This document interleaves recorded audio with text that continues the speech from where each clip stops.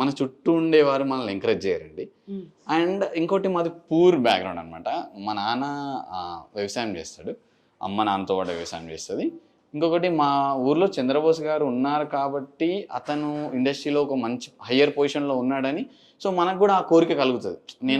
నేను కూడా చంద్రబోస్ అంతటి అతన్ని కావాలి, చంద్రబోస్ లాగా నేను గొప్ప పేరు తెచ్చుకోవాలని నాకు ఉంటుంది.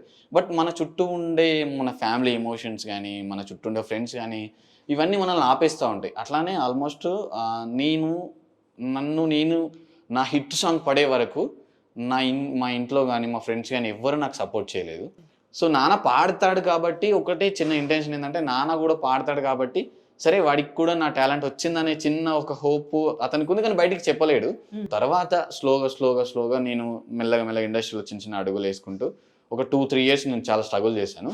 తర్వాత స్లోగా బేసిక్గా చెప్పండి నేను యాంకరింగ్ కూడా చేశాను కొన్ని ఛానల్స్లో. సో ఇంకా అదే సర్వేయింగ్ ఆఫ్ లైఫ్ కోసం యాంకరింగ్ చేశాను, డైరెక్షన్ చేశాను, కెమెరా చేశాను. నాకు A to Z వస్తుంది, ఎడిటింగ్ కూడా చేశాను అనమాట. ఆల్మోస్ట్ నా వర్క్ నేనే చేసుకోగలుగుతా. ఓన్లీ ఇప్పుడు నేను కెమెరా లోపల ఉంటే నేను కెమెరా బయట చేయలేను, బట్ నేను కెమెరా బయట ఉంటే A to Z చేస్తాను. నేను ప్రతి వర్క్ చేస్తాను, అన్నీ నేర్చుకున్నాను.